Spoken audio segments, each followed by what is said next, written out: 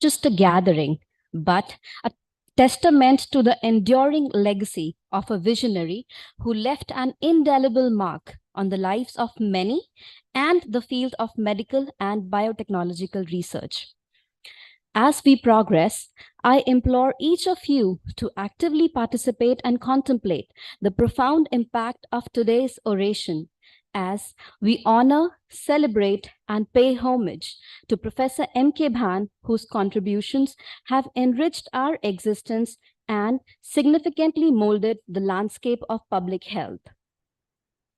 Dr. Maharaja Kishan Bhan's academic journey began at the Armed Forces Medical College in Pune, where he earned his MBBS degree.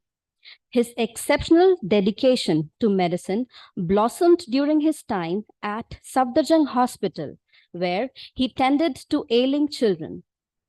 He then moved to the Department of Pediatrics at AIIMS, starting his remarkable transition from a clinician to a physician scientist. What truly defined him was his unwavering commitment to child health. His influence extended to interventions for childhood diarrhea, the use of zinc to combat and prevent childhood infections, the development of a typhoid vaccine, and the treatment of childhood malnutrition. His legacy lies in the countless children who have benefited from his tireless efforts to improve their lives. Due to his exceptional qualities, he was chosen to lead the Department of Biotechnology, Government of India.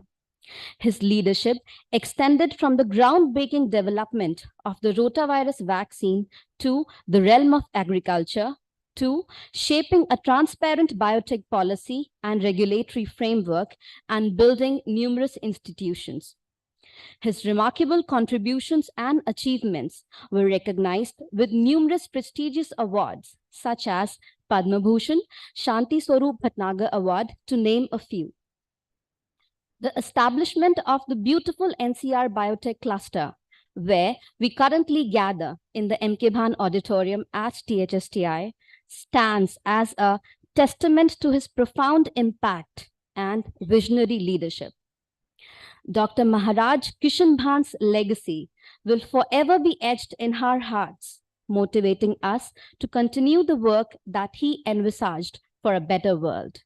To remember him, these memorial lectures have been started. With this, I would like to extend a warm welcome to our Dean, Dr. Jayanta Bhattacharya, Executive Director, Additional Charge at THSTI, as he prepares to deliver his address at the Professor M.K. Bhan Memorial Oration.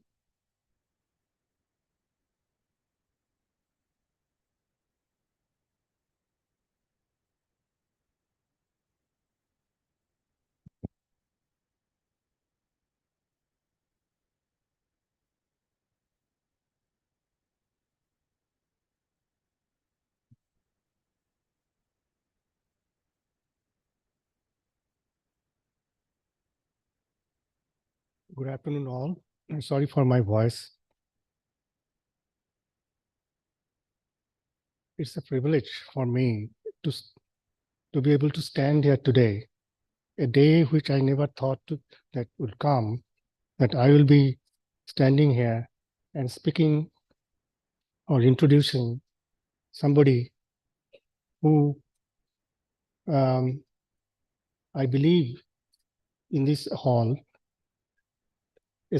probably no one has not been influenced by him. And so we have actually gathered today to celebrate the memory of this great visionary leader, Professor M.K. Bhan. As I said, there are very few people at THSTI who have no personal stories of their time with Dr. Bhan.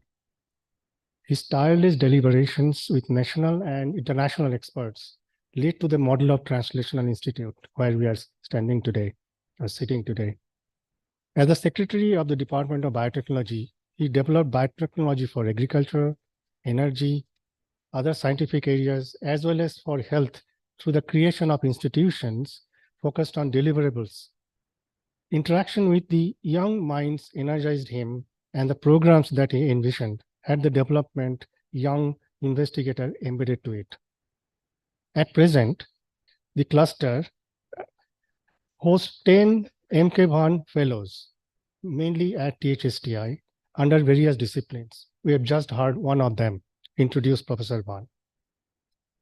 Health deliverables are our priority, and we continue to engage and expand our collaborations in that direction, as he actually taught to all of us. We have indeed established collaborations with the hospitals and many other research institutions within our country and outside our country. He is the very first individual who inspired us that you can actually develop low-cost, affordable vaccines, and that can really reach to the people who need them the most. And in fact, with his guidance in his path, we have been able to also showcase that indeed it is possible, and we really want to follow what he actually taught to us. He is the very first individual in India that he developed the rotavirus vaccine that you all know, and how that story has inspired not only the academic institution, but also the industry leaders that you have heard in recent times. With a strong foundation laid by his thought process, Professor Bhan continues to guide us in our endeavors in being an exemplary institute for translational research. So thank you very much for joining us today. And before I invite Professor Sahu, I just want to make sure that you all please, understand that the term translation is not an easy thing that when it was coined for the first time. Vision is one thing that I want to translate something, but make it happen is something that Dr. Bhan has taught us. So I'll stop here and invite Professor Sahu. Thank you.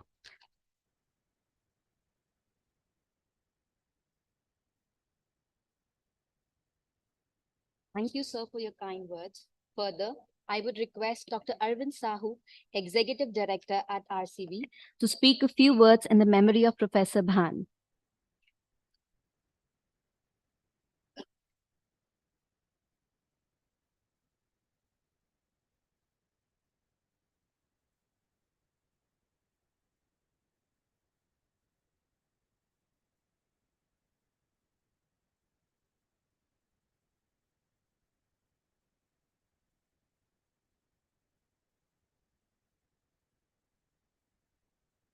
Thank you so much.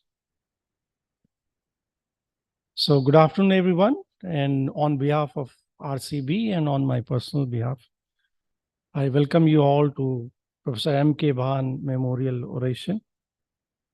This is something, which is very, near to our hearts. Anyone who is in the cluster. So cluster is just one entity, right? Which was Professor Bhan's vision. Although it has two institutions and many other things, but it's one entity, and that's the way we function, and that's the way which was a vision of Professor Bhan. So as you will all agree with me that Professor Bhan was a great visionary, a person with imagination, passion, open-mindedness, selflessness, determination, leadership, empathy, and I can go on and on. A person with a huge and vast talent. He was also the person who not only touched the lives of people, but he touched their soul. And that is the reason people remember him. And anybody who ever came in contact with him, remembers him with respect, and also remembers him as a great visionary who really changed the landscape of the way DBT functions. And this is something which doesn't happen very often. Professor Bhan, I first met him in Pune in NCCS, from where I come. And he had some special attachment to Pune, which Sanjeev would agree with me. And we met him. Maybe because, he loved the culture the Pune has to offer. and he must have, exposed to all that during his MBBS in AFMC. So he had a special bond between Pune and NCCS particularly. In fact, and he had this idea of making a institute with a mandate of translational research, right? So he spoke about that in NCCS with Dr. Mishra and others. And some of you may know, T.S. Rao, of course, Dr. Rao would know this, that actually we made a draft. And the first draft of that was where I was involved and Sanjeev was involved, and we were given this responsibility to make the first draft. And we used to initially call that as NCCS2. And then we named that as a National Institute of Molecular Medicine. And the entire document was made. And it was, of course, a few times probably refined and given it. But then there were land issues and other issues. And therefore, it never got materialized the way it should have, which, of course, was a loss to NCCS and Pune. But then maybe this idea, because he was so passionate about this, translational research, that he thought that this has to be done, and it got translated. And then he thought then much bigger, rather than making it smaller, he made it much bigger and made in the form of cluster, where not only today THSTI exists, but also RCB exists. And this is one of the unique clusters in DBT setup you would see, where not only institutions are there, but what we also have is a bioincubator. What we also have is a data center, IBDC, one of the best, right? Not only we have the ATPC, which is a platform, right? So this was a big vision. And this was also the place, of course, where the rotavirus vaccine was developed. And I would not like to get into that. Sudhanshu can tell you the personal stories and many things where he was directly involved. But this is a place which developed, and it's all because of his vision. And he came, and it's a beautiful place turned out into this. And I am personally very happy to be here and join this place. He had done many things, of course, and I would like to mention one more thing about him. So when the Wellcome Trust started giving the fellowship, so Wellcome Trust used to give fellowships to UK people. Then they were also giving to Australia, New Zealand, basically, and then they wanted to enhance this to South Africa and India. So this was the initial first phase of that. Many of us got benefited by getting that, but there was only one fellowship, the Senior Research Fellowship. So anyone who is coming back to India, this was his. But in the UK, Wellcome Trust used to also give something which is the entry fellowship, something which is the intermediate fellowship. And therefore, when Professor Bhan, and he narrated this story in the first meeting of Wellcome Trust, when Mark Walport came, who was a director at that time, and I know him because he works in my field, and his mentor, Sir Peter Lackman, was very close to me. He was Mark Walport was his first student. So when he came, so Professor Bhan narrated this story that, we were having a nice time in the evening with, everyone, and particularly Mark Walport. And then he discussed, and he told him that why only one fellowship? Why not have all the ones in the intermediate, also the early career and everything? And he, and this, flew so nicely. And as a result, the India Alliance came into existence. This was not really there, and there was no plan, but it was Professor Bhan's efforts and his vision that if something is good, which is working so well, not only in the UK, but other places, why not replicate this? And many of the scientific fraternity would agree that really made a big change in the scientific fraternity and the landscape, because a lot of people could come and join this fellowship, and they were very generously funded. as opposed to, and one of the beauties of these grants is that you can do wirement from one head to another without having any trouble. And this is something, which now we are thinking now, but took very long time, which really helped all the fellows to do this. So, what I would like to not go on, and maybe I would like to stop here. But what I would like to say is that the NCR Bioscience or Biotech Science Cluster was his vision as a one single entity which should flourish, which would have each and every component of the science, not just translation, not just basic research, but it should also have hubs for startups, for getting into the intermediate startups, for having big educational programs, and many, many more things. And it should turn out into a one unique entity that doesn't exist anywhere else in India. So I would just like to say that, I agree with this vision. And if Professor Bhan is listening, just want to let him know that we are committed to his vision and we'll follow his vision. Thank you so much.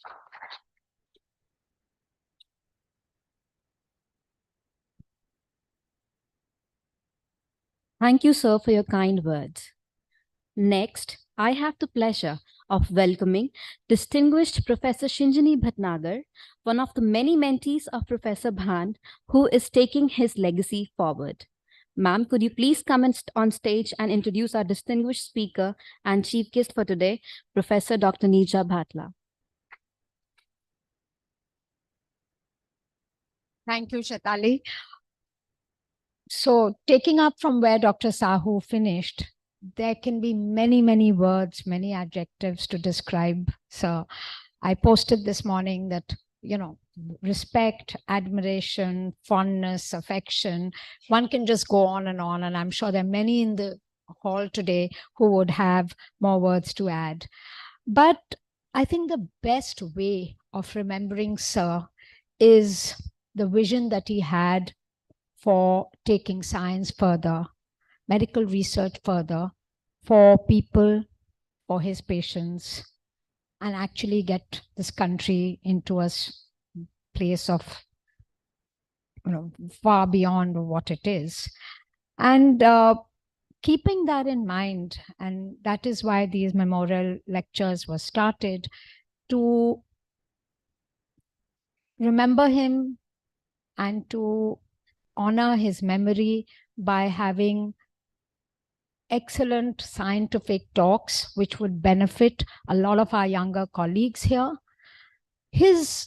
And one of the very important things that he always wanted was encouragement of women scientists, encouragement of women physician scientists, and his love for children, his love for women, and getting them again into a better space was a part of his larger vision. And therefore, it's an absolute honor to welcome Professor Neerja Bhatla, who is not only a close friend, collaborator, we've grown up together at AIIMS, but also one of the leading women physician scientists nationally and globally. And as you can see, the title of her talk, which is Cervical Cancer Elimination, a Promise to Our Girls and Women. So as Dr. Sahu said, that if he's listening to us, he'd be really pleased that we're talking about this today, and by no other than Dr. Neerja Bhatla, who has also had a great opportunity to be with Sir for many years at AIIMS. So I normally don't carry papers to talk, but Dr. Bhatla has such a long list of achievements, which we cannot not read out. So Dr. Bhatla is the head of Department of Obs and Gynae at the All India Institute of Medical Sciences, where she joined 45 or 47 years back as an undergraduate, continued to do her post-graduation, and then, of course, is now professor and head. And she's driven by her passion for cancer prevention. So her research is evidenced by 300 publications, 60 chapters in books, actually has been able to understand the HPV epidemiology better, to be able to bring into the country affordable screening in low resource situations and the HPV vaccination. So, like Jayanta said, you know, to envisage and then to be able to translate, that's really what we want to do. So she's been able to translate a lot of her research into policy by contributing in the national policy for screening of oral, breast, and cervical cancers of the Government of India, the WHO Director General's expert group on the elimination of cervical cancer, WHO's International Agency for Research on Cancer, and as the chairperson of the Gynecological Committee of the Federation of Obs and Gynae Societies of India, known as FOGSI. So these contributions have led to the first Indian resource-based recommendations on screening and management of pre-invasive lesions of cervix and HPV vaccination, and revision of the staging of cervical cancer both nationally and globally. Of course, with this kind of background, there's a never-ending list of awards and honors, and I'm going to name only a few, Dr. Bhatla, starting with Shobha Seth Wenger, Distinguished Chair in Gynae Oncology, Head of the WHO Collaborating Center of Cervical Cancer Prevention and Research at AIIMS, Fellowship of the UK Royal College of Obs and Gynae, Paul Harris Fellow, NACI, and the UIC ICRIT Fellowship of University of Cape Town, and very recently a very, very prestigious 2023 WHO IARC Award for Women in Cancer Research. So I can just go on, but I'm going to stop here, and we should hear this magnificent work from her directly. But just before I ask her to come here, very quick last line. You know, as clinicians, whatever one does, it's driven by our love for patients and their well-being. So Dr. Bhatla has not only served her patients, I think several thousands that she may have seen at the AIIMS OPD and inpatients over the last 47 years, but also through her science and research. So very warm welcome. Over to you.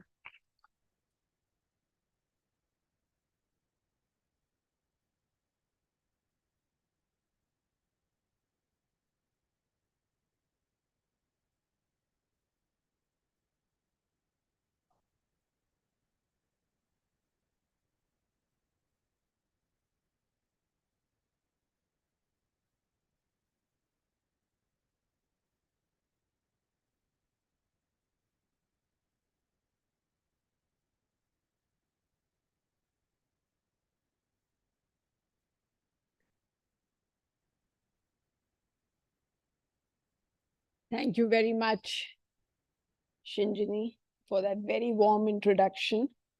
I don't know how it comes onto the screen. They'll bring it on. Good afternoon. I am really overwhelmed and honored to be here today. Thank you so much, Dr. Bhattacharya, Dr. Sahu, for the honor of the invitation. And to the dignitaries who are in the audience, Dr. T.S. Rao, Dr. Garg, and so many others, Dr. Vrati, known for a long time, all the scientists, fellows, online viewers, ladies and gentlemen. It is indeed a very, very humbling moment for me to be here today for the 4th memorial lecture, and cognizant of the illustrious speakers who have gone before. And a topic which is really very, very close to my heart now, cervical cancer elimination, fulfilling a promise to our girls and women. Of course, much has been said already about Dr. Bhan, and all of you know him, and many of you may not have known him directly, but I'm sure you feel like you knew him because we all sort of, you come here and you just feel his presence. A man for all seasons, a man for all reasons, so affectionate, so caring, always had time to listen to your idea, always had time to give you a critique, and always had time to encourage you, as well as his wife, Gigi. Very, very fond memories, really. And the vision of THSTI, of basic research to bedside to community. So I hope you will see a glimpse of this in this talk today. So what are we talking about as the promise? The promise is freedom from cervical cancer, whether it is about screening and whether it is about vaccination, to help women to have a healthy life, a life which is pain-free, a life of dignity. Cervical cancer, disease which kills women younger than many other women's cancers, and which causes untold misery to the person concerned, to her family, her children who still need her very much. But where is the problem? The problem is that we have the ingredients, we have the tools, we have the recipe too, but it's not translating into the dish that we want. We know for a long time now that pap smear done systematically can reduce the mortality, as well as, of course, the incidence of cervical cancer while picking them up in an in situ stage. We know also that VIA, a simple tool, application of acetic acid for 1 minute and looked at by a doctor, by a provider, anyone, is comparable to the PAP.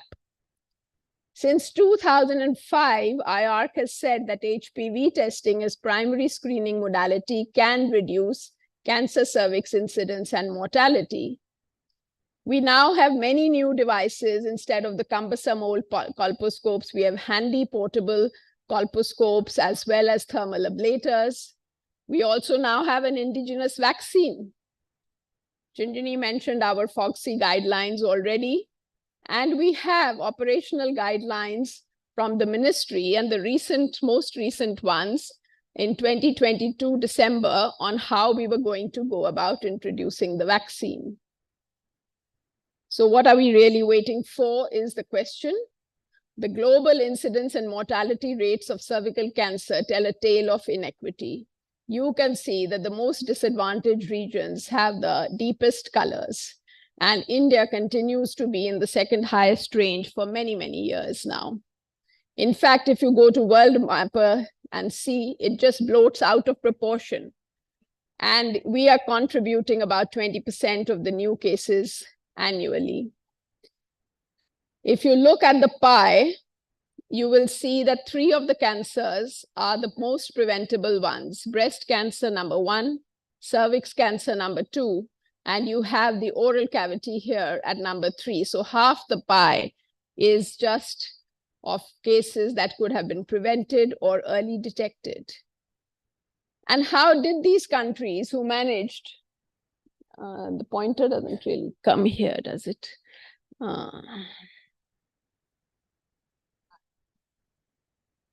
How did these countries manage to shrivel up in terms of numbers? So I already mentioned about the pap smear program, and you see here the first day cover that the American Cancer Society had brought out in memory of George Papanicolaou, who has saved hundreds of thousands of women's lives by finding out how the pap smear could be read to detect the pre-malignant conditions. The cervix is really quite unique, that it can be seen easily, it can be sampled easily. The pain receptors are really for stretch, not for a biopsy, not for freezing. You don't need a general anesthesia there. But in the LMICs, we had the lack of the usual 3 M's, as they call them, the men, money, and materials. And we never got it going, and we kept lamenting preventable, but not yet prevented. Very large trials under the leadership of Dr. Shankar Narayanan, who was at the IARC for many years, conducted in Tamil Nadu, showed that you could reduce the incidence by 25% and mortality by 35% by doing visual screening. And it only caveat was it needed good training and sustained quality assurance. In 2008, Harald Zurhausen from Germany, was awarded the Nobel Prize. And it was he who had shown in his research that it was oncogenic human papilloma virus, HPV, that caused cervical cancer. It could exist in a non-productive state. It was a heterogeneous family. Only some types caused the cancer. And once it was established that persistent high-risk HPV infection is the necessary cause of cervical cancer, it was only a matter of time that we had the development of HPV prophylactic vaccines as well as HPV tests. The story of cervical cancer prevention is a little bit complicated because you have a long time before it actually goes to cancer.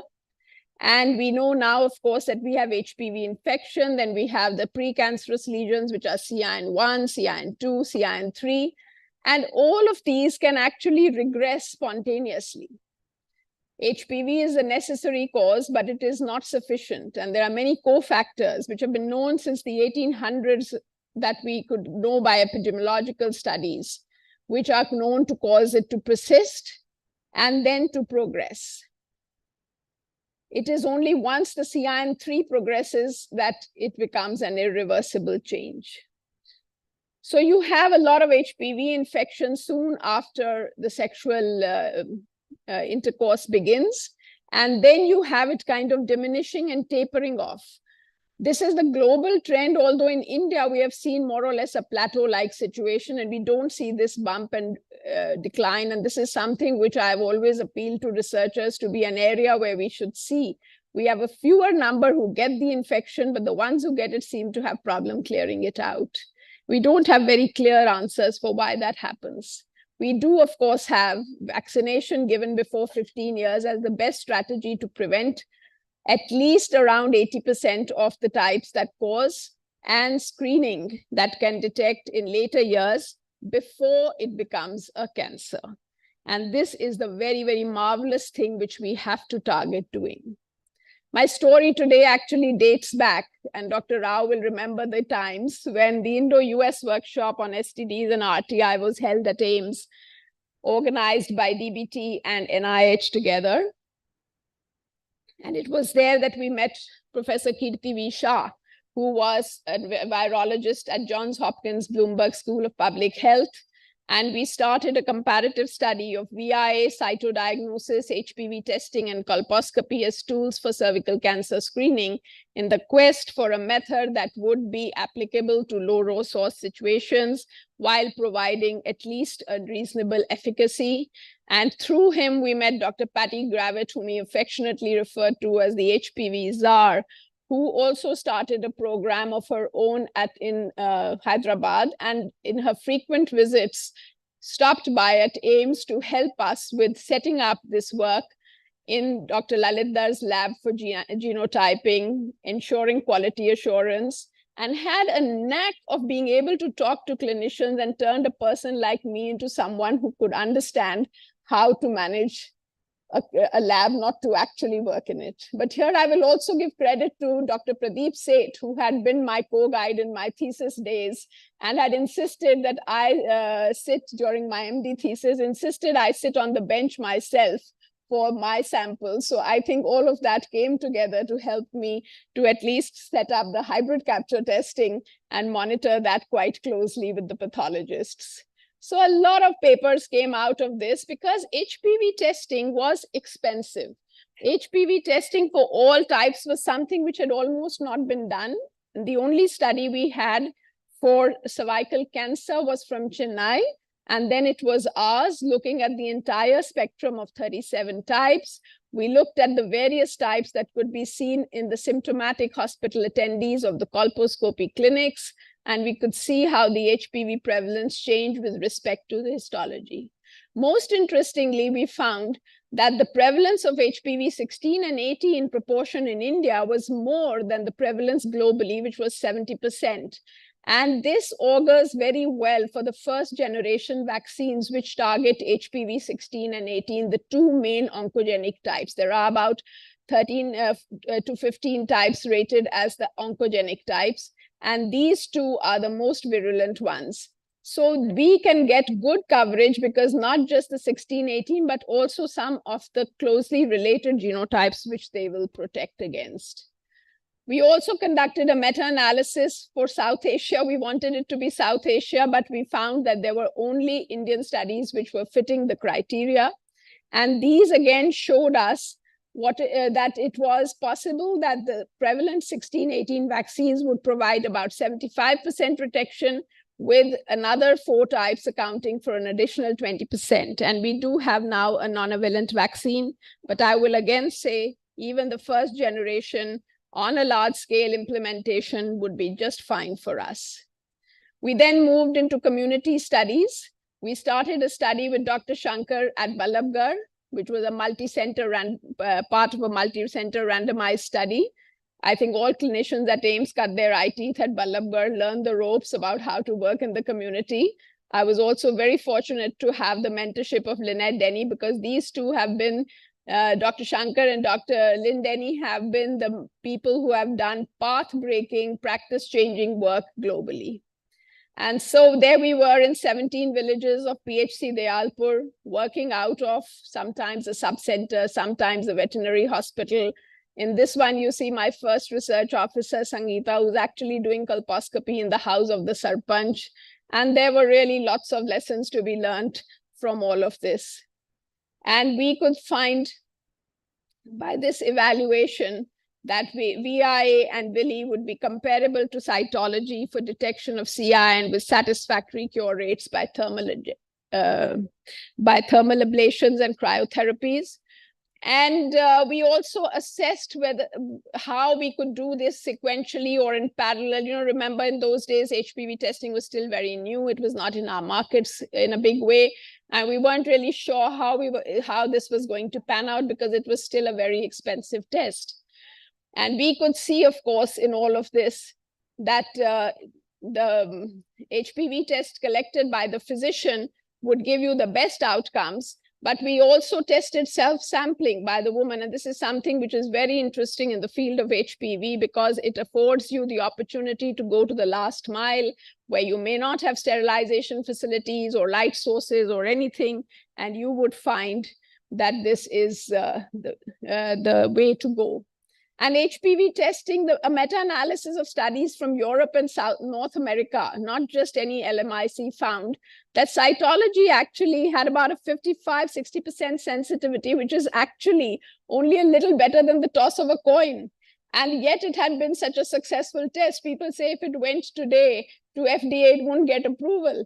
It was a successful test because it cashed in on the fact that there's a long pre-invasive interval and you have the opportunity to go in every time, time after time, and what you missed at one, you might catch at the other and still catch at pre-invasive or early invasive and impact the mortality. But that's not a luxury we have. So definitely what we are looking at is a test which will detect in a much better way. So it was very clear now that this old currency was out, replaced by the new. And WHO said very clearly that countries that have not established cytology programs should not start to do so now. And I said to Kirti Shah, I said, you know, the test is clearly the best. Our data was showing us that. The power of honest data to tell you things is just, I think, one of the most joyous things about science. So I said, Kirti, this is such a good test, but how will we ever afford it? And in his a very grumpy voice he had, and he said, the test will become cheaper.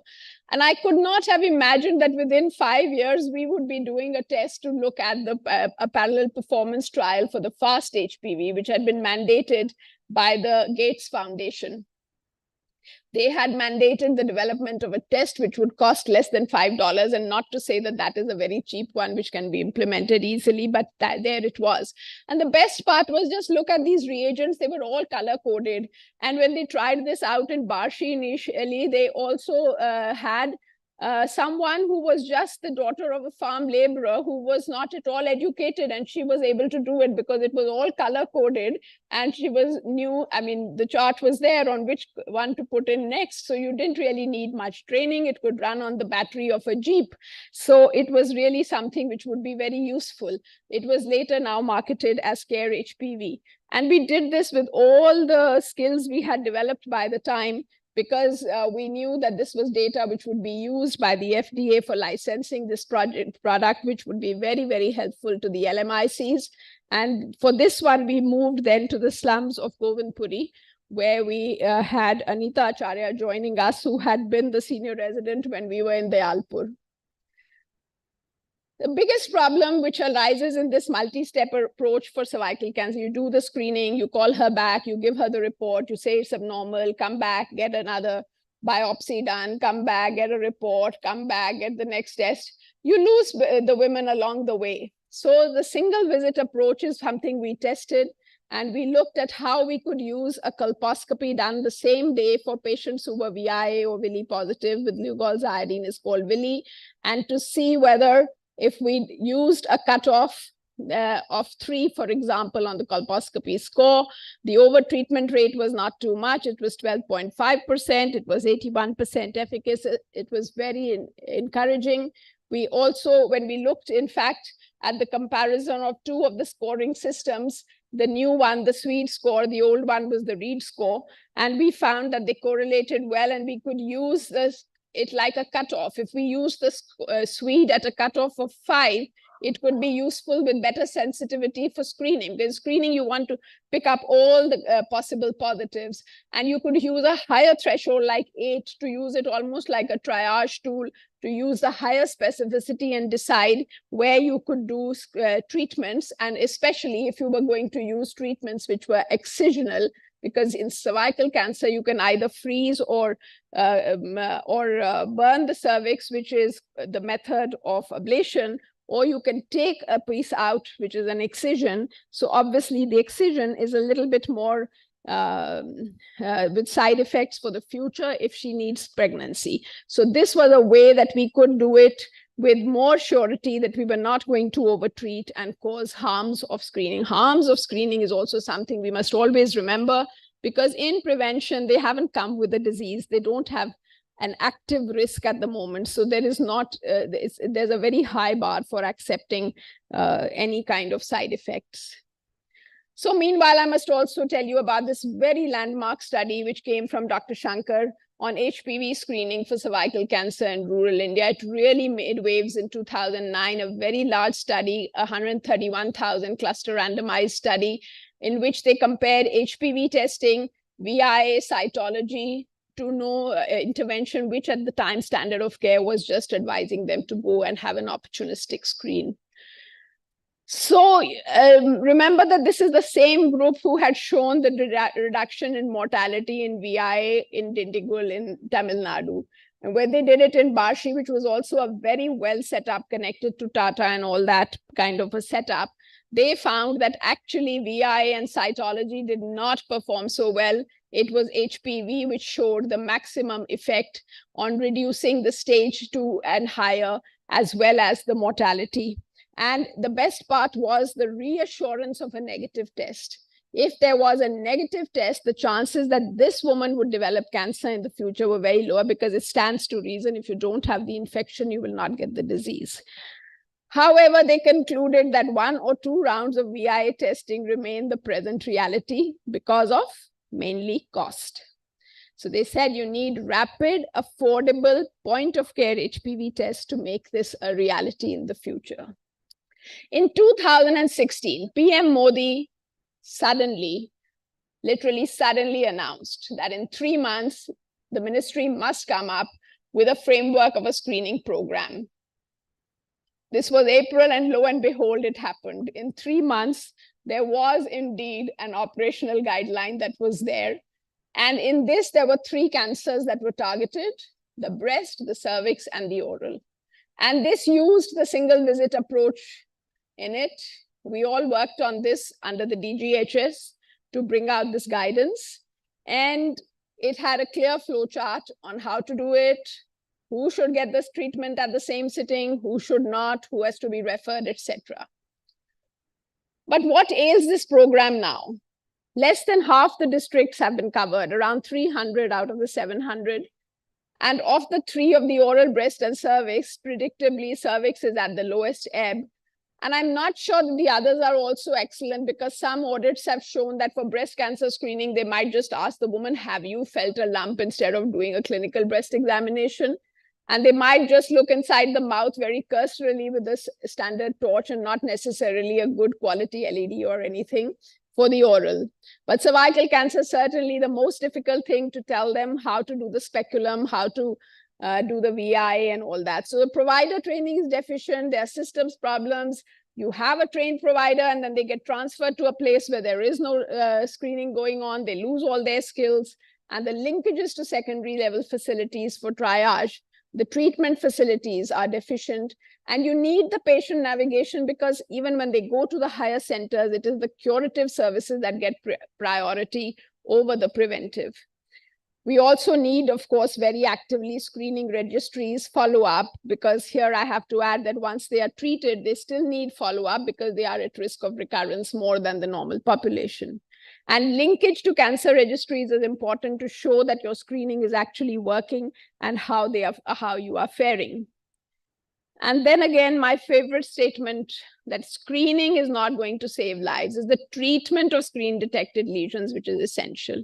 So people like to say, I did so many PAP, you'll find them in the LIMCA book of records, so many PAP smears in one day. But my question is, what happened after that? How many were positive? How many got informed? Did you ever call them back or treat them, or what did you do? And we did use CSR actually to set up a program in collaboration with the Kalyanmai, the Airports Authority of India people at their various centers, where we could involve them and a local NGO and make sure that the positives were brought in for treatment. So as I mentioned at the outset, we do have portable colposcopes, and it's an era of now digital everything. Health workers can be trained to capture and transmit these images, and devices are now working actively to develop automated visual examination, where the AI models are being trained with literally hundreds of thousands of them. SERVA is really close to my heart. This is something we are developing with the School of International Biodesign, which would be an indigenous 2-in-1 colposcope and thermal ablator, which is they've got the patent now.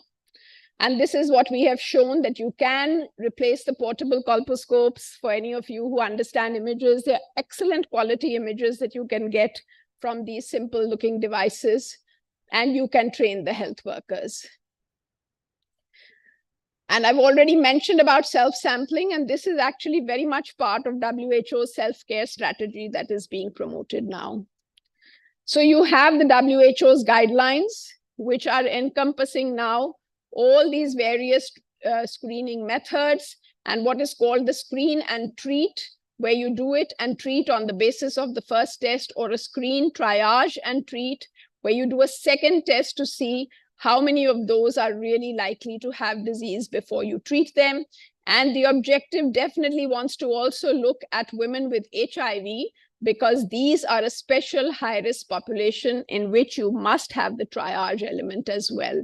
And this is again something very close to my heart, and my next mission, that all ART centers must incorporate screening for cervical cancer, because these are a group of women who are relatively young. We found 1/3 of them were young widows or divorcees with very poor childcare support.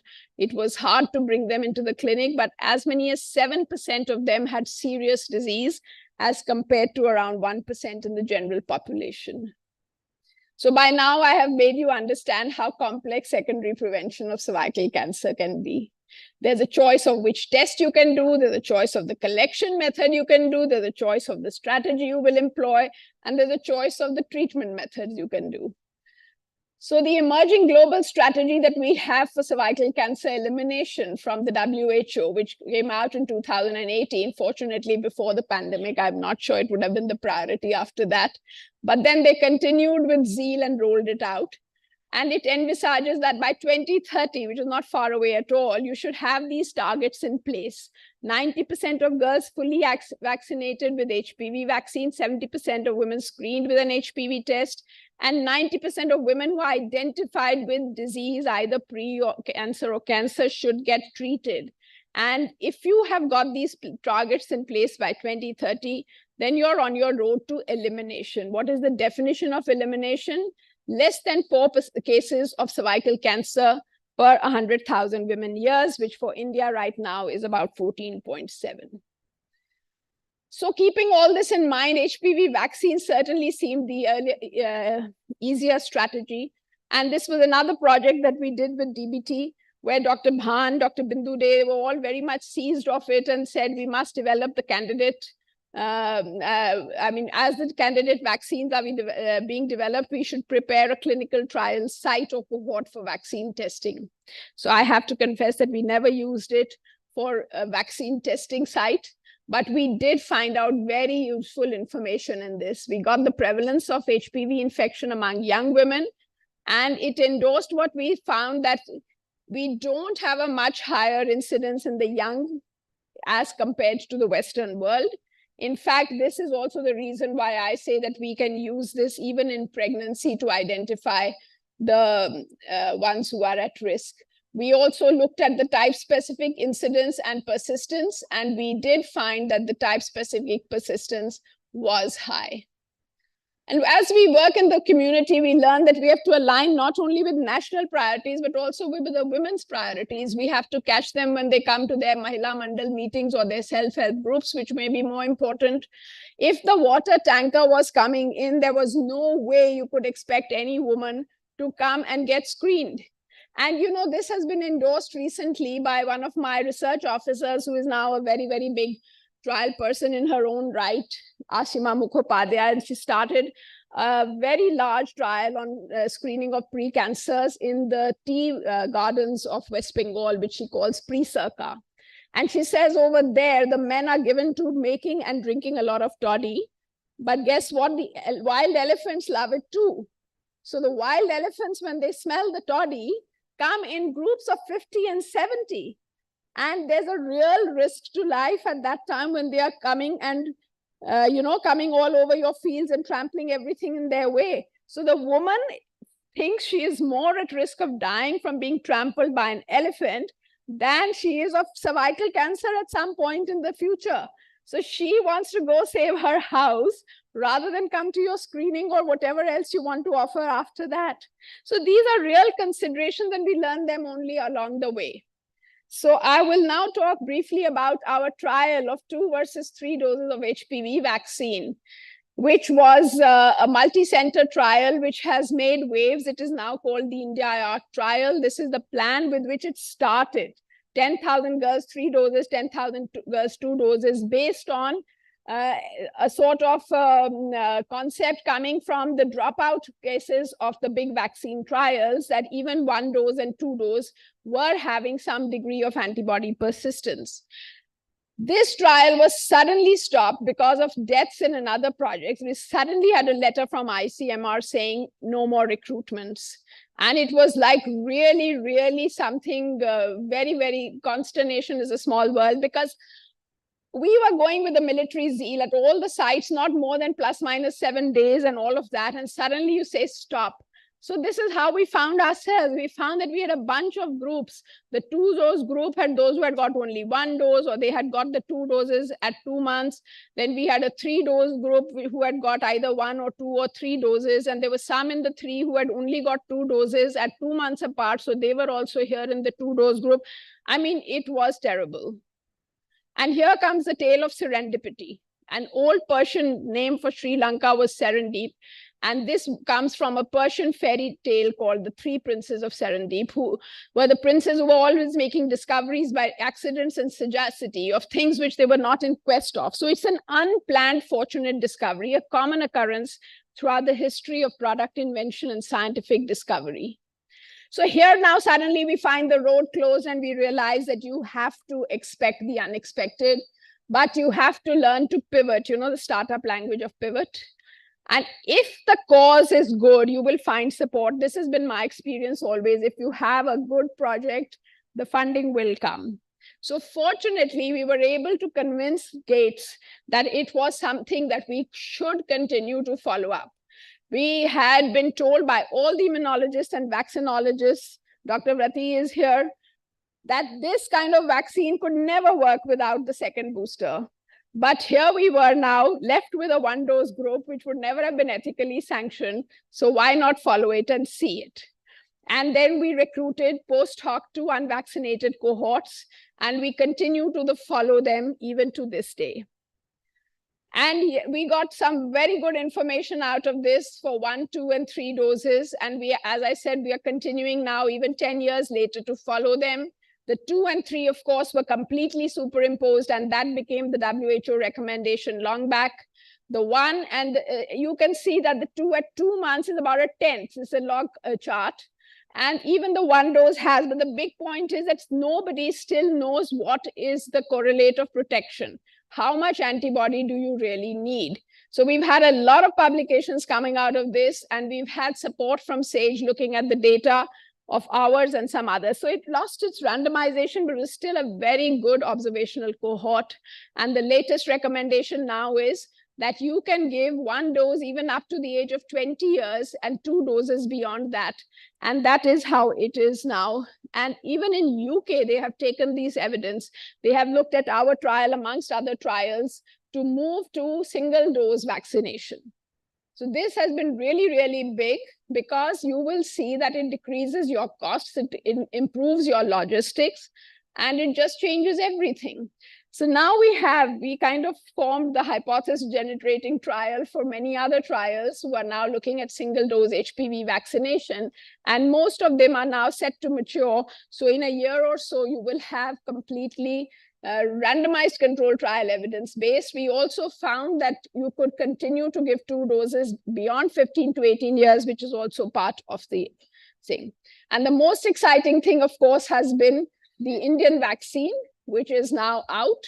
It was a year ago, actually, that DBT and BioRac had announced a successful development of this vaccine, which is licensed for females and males 9 to 26 years.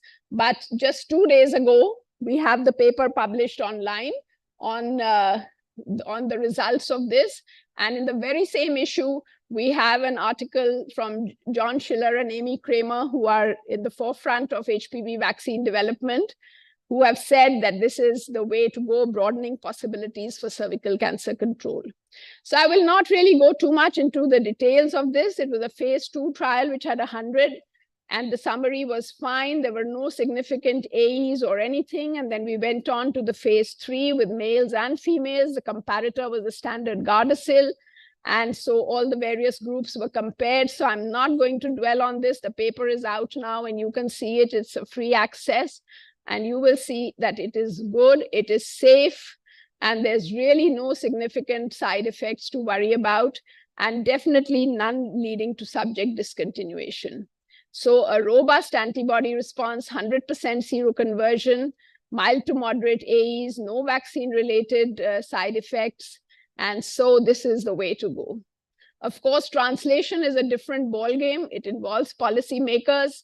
For vaccine, it involves several agencies in different countries. It is different groups that look after it. In some way, it could be reproductive health, or it could be the vaccination, or the adolescent health, or the school health, or the cancer and NCD, or even the AIDS control. So it is, everyone has to learn to talk to everyone else. But now, as we stop to see where we were and where we are going ahead, currently, we are engaged in developing a point-of-care lateral flow test for HPV-associated malignancies with the University of Michigan and ASU. And Dr. Garg has been very, very helpful in this endeavor of facilitating this. We have a very interesting trial coming up now in the validation of affordable indigenous HPV tests to international standards. I didn't tell you this, that the HPV tests themselves are fraught with uncertainty if they don't meet international criteria. So we have a lot of Indian tests now, but none of them have gone through that. So we really want to, and here I will thank Dr. Paul, who has really been egging us on and helping us to develop this project so that we can introduce it in the national program. The vaccination of women living with HIV is also another project, and we are contributing to the AI. So this is the one now which is all set to start finally. And here I'm now coming to the end of my thing just to show you the modeling impact, which is showing that, I don't know if it's going to play, but it somehow seems to have lost its thing. Well, this shows you how as you start doing the vaccination and 2 lifetime screens, things change and become more and more blue. And this in India, which is pink, turns blue around 2060 if we can follow the standards. So just a vaccination of girls only would even reduce it by almost 90%. And if adding on the screening would become 96.7%. So now to deliver this promise, really we are at a place where we know a lot, we have a lot. Implementation is the way to go. And already I have mentioned all these. The one thing remaining is the therapeutic HPV vaccines. This is WHO's new direction. The preferred product characteristics are up for review on the website. And I would be happy to see somebody who wants to work on therapeutic vaccines. They could be vaccines against HPV infection. They could be vaccines against CIN. This is a whole new exciting phase that we have. And of course, all of you know that nothing happens without inspiration, innovation, implementation, teamwork, resilience, persistence, communication, and leadership. All of us who want to work in this field have to have all these criteria. And what Shinjini said at the outset, for clinicians, I would say there's a wonder and fulfillment in being able to touch the lives of women you will never meet, who will never be able to thank you directly. I think it makes you feel something else. And of course, everyone has met with challenges and everyone must have their own view on what these challenges are. But I would say, to me, the most important is that we need focused, problem-oriented translational research and a cadre of the MD PhDs with a career pathway that is fulfilling and rewarding. THSTI is now like a beacon, but we need many, many more centers to come up. We need good research sections. We need to be able to provide the HR capability for administrative support as well as proposal development. Clinicians really don't have the time to do that, and neither should they be actually spending their time doing that. And biorepositories, I've seen the wonderful effort you have here, but we need many, many more such. I did not mention that the trial which we are now setting up for the validation, we are actually going to work with IARC to use their biorepository from the Estampa study. So we need our own biorepositories and we need to work towards that. Registries and databases. And there should be a way that the databases can be accessed. People like to hold on to their data and say, only I can analyze my own data. But that's not the way to make the system grow. And I think recognizing the contribution of the lower cadres, the field and lab investigators who develop definite skills along the way, and ensuring their job security and career prospects is also what I would say is the need of the hour. So there have been so many people along the way. This list is by no means exhaustive, and my apologies to anyone who would want to look at it and find their names on it. You're certainly remembered and remembered well. But we've had some very, very good people to work with. And Kirti used to say, thank God we are still friends. Some collaborators become sworn enemies. So that's something which I only heard. I never experienced or saw. I was very, very fortunate. And I really feel gratitude for all these people whose work helped me to come and stand here today and speak to you. So thank you very much. Thank you.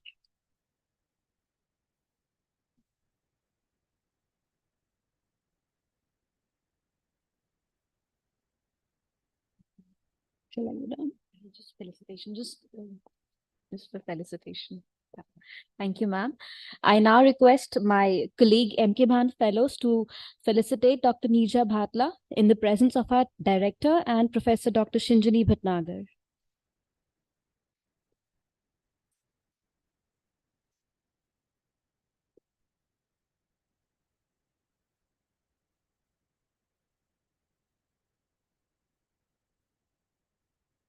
Before that, if anybody has any questions to ask, you're all welcome.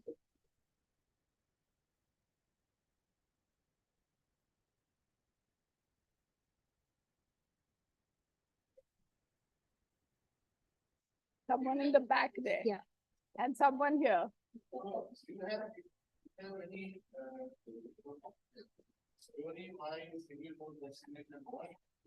I think in my way because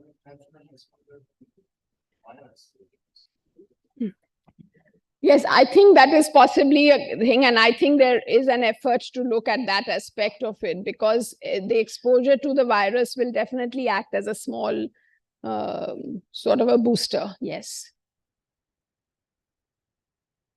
Somebody in the back row had their hands up.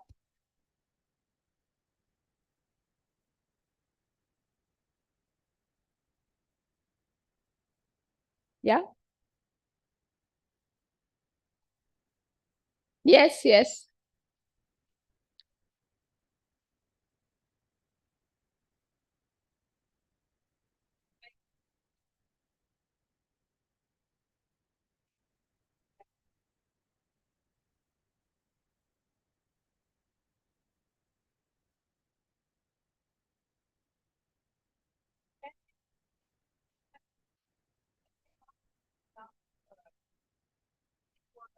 So that's excellent questions. The first question was that, yeah, that's what I'm repeating. That the first question was that what are the symptoms of cervical cancer with which a woman would normally present? So for any cancer, initially it is asymptomatic.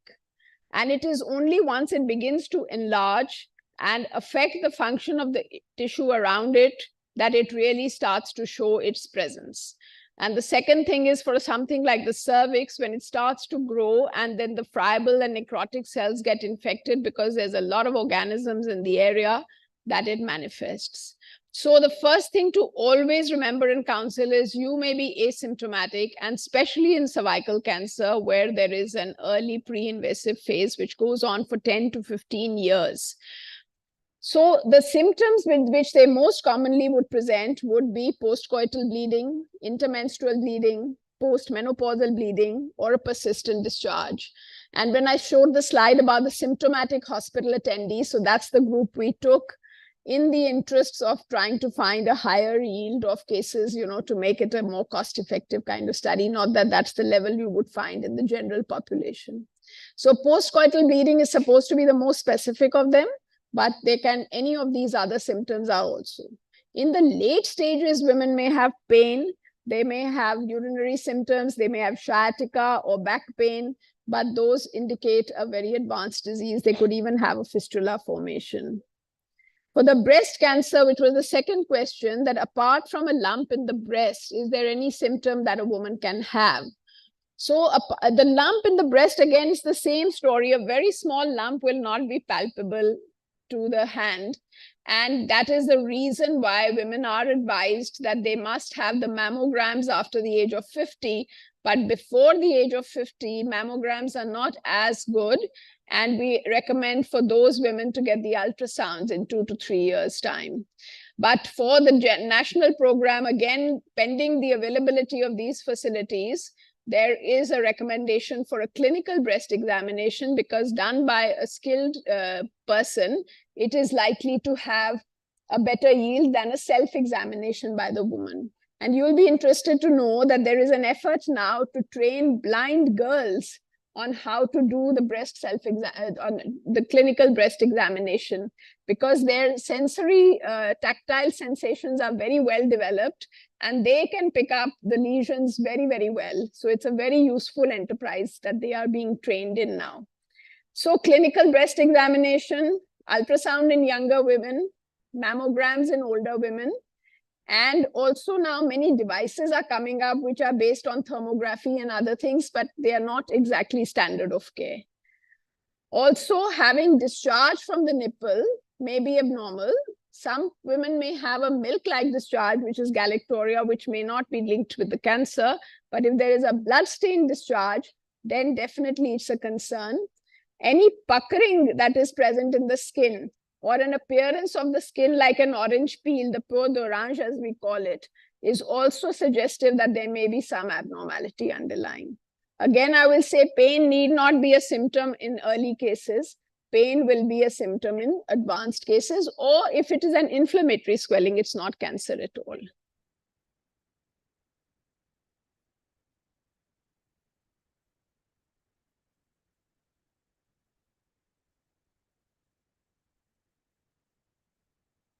Yeah. We can proceed ahead with the felicitation. Ma'am and sir, can you please come along?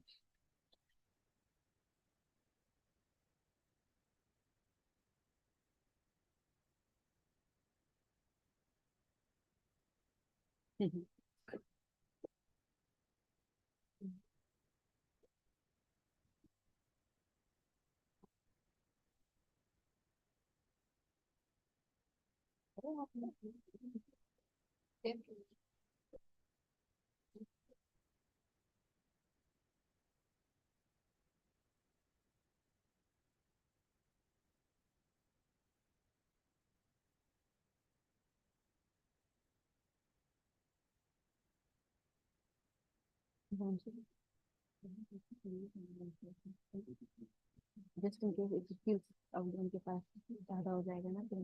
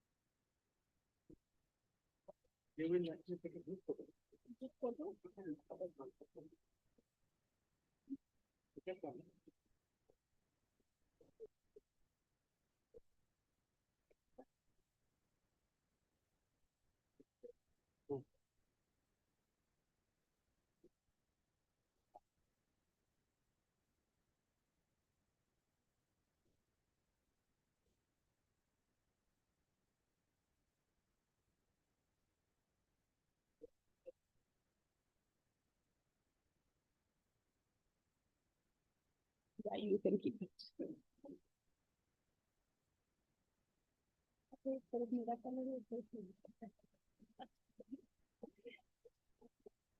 A very thank you to everyone. Now I would like to invite Dr. Deep Jyoti Paul, MK Bhan Fellow, for concluding remarks and the vote of thanks.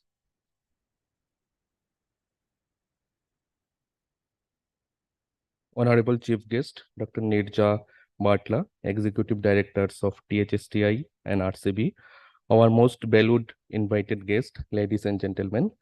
It is my privilege and honor to propose the vote of thanks on this occasion. On behalf of THSTI and RCB, we would like to convey deep regards to Dr. Neerja Bhatla, Professor and Head, Department of Ops and Gynecology, AIIMS New Delhi, for accepting our invitation to deliver the MK1 oration. It was really enthralling to listen her vision and commitment to eliminate the cervical cancer. We wish to express our gratitude to the Executive Director, THSTI, Dr. Jayanta Bhattacharya sir, and RCB, Dr. Arvind Sahu, for addressing the occasion. Our sincere thanks to Professor Shinjini Bhatnagar ma'am, Distinguished Professor, THSTI, for her timely guidance, which really helped us to conduct this occasion in a smooth manner. We are thankful to Mrs. Bhan and family. We are also grateful to our former director, Dr. Pramod Garg sir, is here. We thank you, sir. And also extend our thanks to Sudhanshu Broti sir and Dr. T.S. Rao, and all the other guests who have taken the time to be in this occasion. This event would not have been possible without the generous support of IT team, admin staff led by Mr. Shanto, and all the members involved in organizing this program today. Most importantly, I would like to thank each one of you for being here and making this occasion a successful one. Thank you. Namaskar. Thank you.